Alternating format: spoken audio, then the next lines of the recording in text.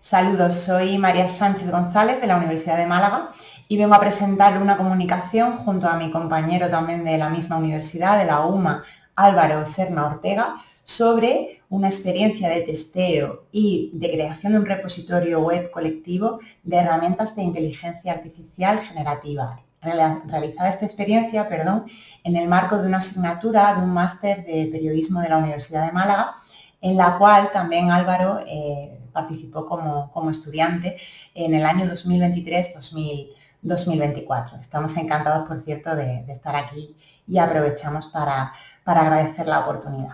Bueno, comentando rápidamente, sabemos en primer lugar que vivimos, ¿no?, un hype de la inteligencia artificial y que esta supone una oportunidad en un doble sentido para la investigación en comunicación y en periodismo. Por un lado, la IA es un objeto de análisis innovador.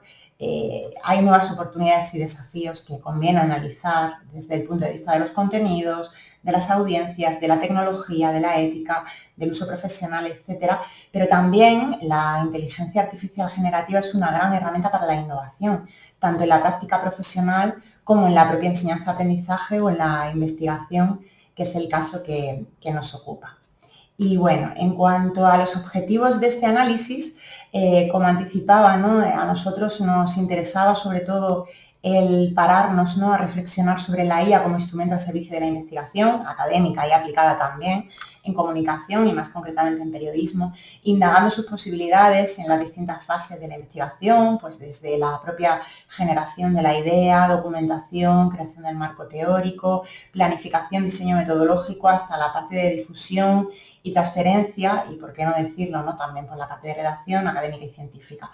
Nos interesaba también explorar los rasgos y el funcionamiento de herramientas que consideramos útiles para algunas de estas fases, pero nos interesaba analizarlo desde la perspectiva de los propios usuarios, ¿no?, en concreto pues profesionales afines a ese ámbito de la investigación en comunicación, como decíamos. Y también considerando, ¿no?, que en la asignatura donde se desarrolló esta experiencia al final versaba sobre innovación periodística, ¿no?, y por eso eso que tienen ahí abajo, ¿no?, y la importancia, ¿no?, de potenciar la innovación educativa y el aprendizaje significativo del alumnado hoy en cualquier contexto, pero más allá en este caso, ¿no?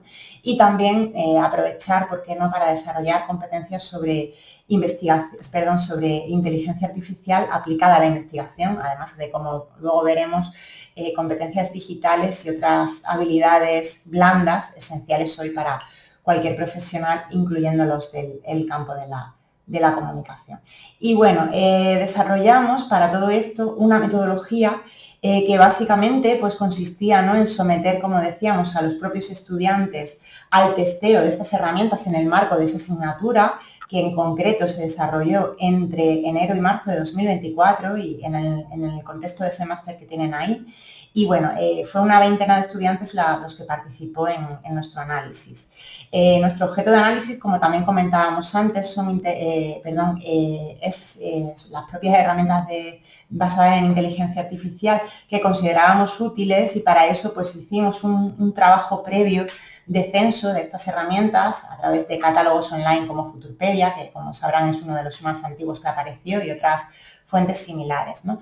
Con todo esto se creó un directorio, que es el que tienen ahí, donde, bueno, pues básicamente sirvió para que, bueno, los estudiantes pudieran escoger herramientas, pues como pueden ver, algunas más orientadas a la fase de investigación, de documentación, de localización de artículos científicos, elaboración de resúmenes, y otras ya pues puramente generativas de creación de presentaciones, vídeo, imágenes, etcétera, etcétera, ¿no? Bueno, con todo esto, como pueden ver, ¿no?, al final también utilizamos una serie de criterios básicos para clasificar las herramientas en torno a esas 4 grandes fases que les anticipábamos: la fase de documentación, planificación y diseño metodológico, la fase de aplicación de metodología y trabajo de campo, después también la fase de análisis y redacción académica y científica, y por último la fase que muchas veces es denostada y que sin duda tiene una importancia vital, que es la fase de comunicación y difusión. Otros rasgos que también tuvimos en cuenta para analizar estas herramientas, tanto objetivos como subjetivos, fueron la tipología de estas herramientas, el tipo de acceso y comercialización, pues desde algunas que eran freemium, otras gratuitas, las ideas de uso o aplicaciones que podían tener en investigación.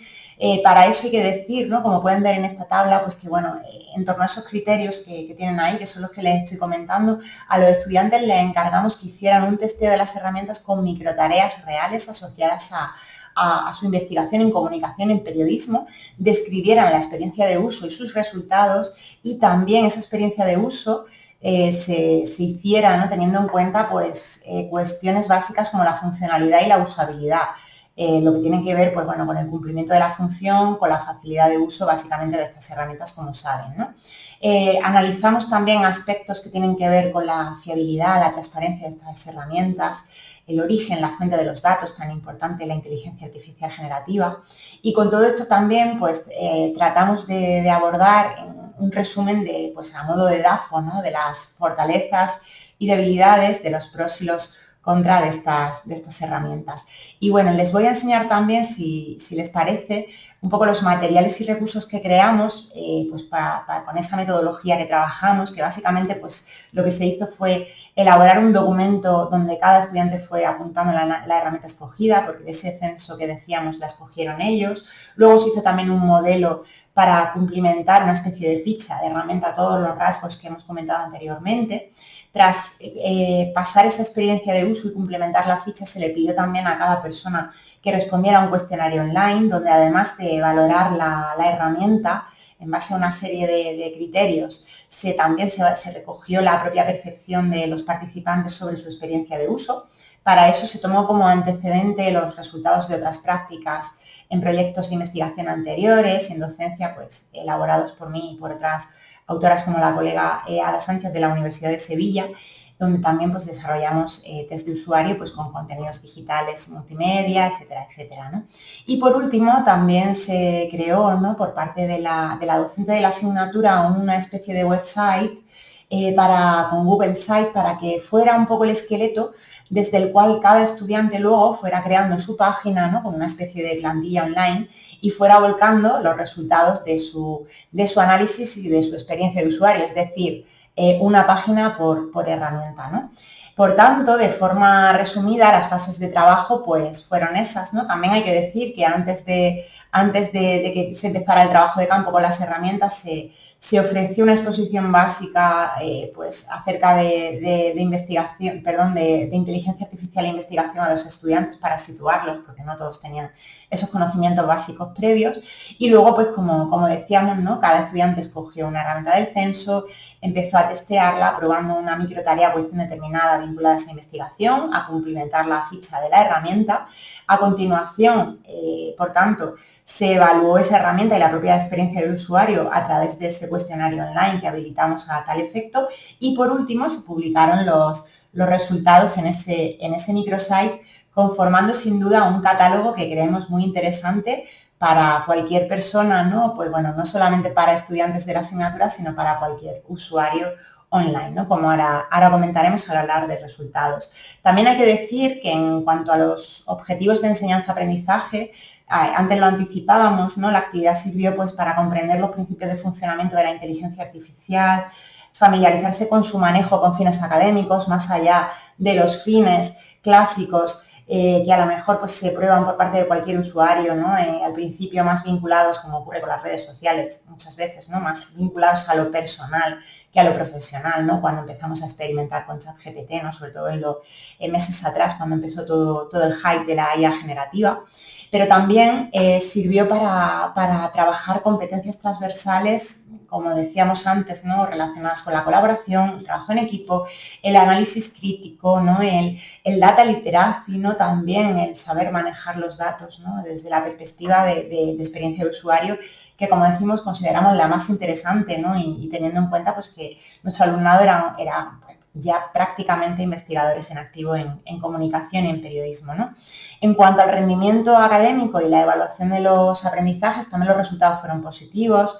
Las calificaciones en su mayoría resultaron ser de sobresaliente, pero sobre todo creemos, ¿no?, que casi que resulta, ¿no?, muy motivador y muy gratificante también para el propio profesorado que la valoración fuera muy positiva por parte de los y las estudiantes participantes, ¿no?, tanto de la propia experiencia. En el cuestionario valoraron pues con respuestas casi siempre de 8, 9 y 10 sobre una escala de 10, de forma muy positiva la experiencia, ¿no?, en términos globales, pero también, esto creemos que es significativo, la percepción de las herramientas analizadas, cada estudiante, recordemos, escogió una, ¿no?, fue muy positiva, tanto en lo que respecta a aspectos subjetivos como la facilidad de manejo, funcionalidad, como lo que tiene que ver con aspectos subjetivos, ¿no?, pues cómo se sintieron, qué emociones, ¿no?, cómodos, divertidos, en fin, haciendo una cosa útil, innovadora, ¿no?, al trabajar y al someterse a esa experiencia de usuario con la herramienta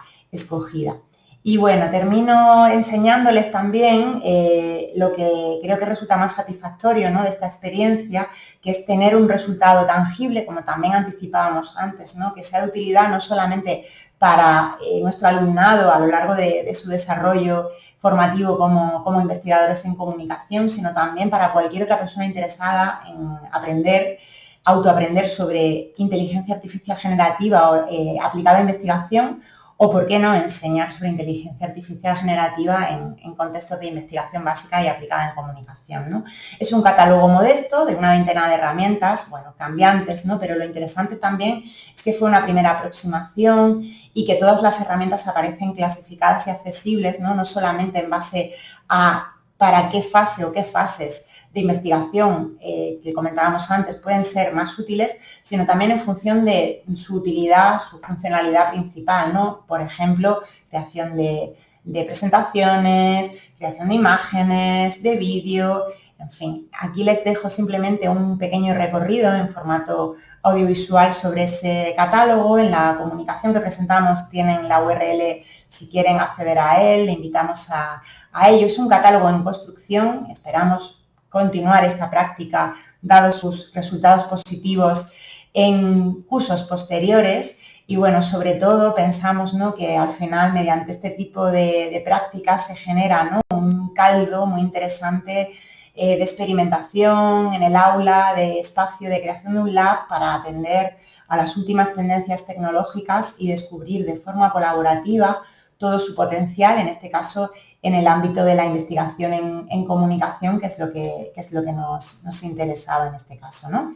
Bueno, la importancia de enseñar inteligencia artificial, ¿no?, va en ese sentido. Aquí tienen algunas razones más, ¿no?, ya sea a través de este tipo de asignaturas que quizá por ser de innovación o por ser de un posgrado más especializado lo permiten, y más aún considerando que a día de hoy la inteligencia artificial generativa como tecnología emergente y su aplicación en comunicación y en periodismo, no está presente de forma oficial en muchos planes de estudio y, sin embargo, consideramos que es una herramienta que se debe aprender más allá de lo técnico e instrumental, incluyendo también un uso responsable y un uso en pro de la innovación, es decir, para automatizar, para liberar tiempo, en este caso como investigadores, pero también, ¿por qué no?, al liberar tiempo y al automatizar nos permite llegar más lejos, ¿no?, y realizar una verdadera innovación. Además del, por qué no decirlo, ¿no?, impulsar este tipo de prácticas como la comentada aquí,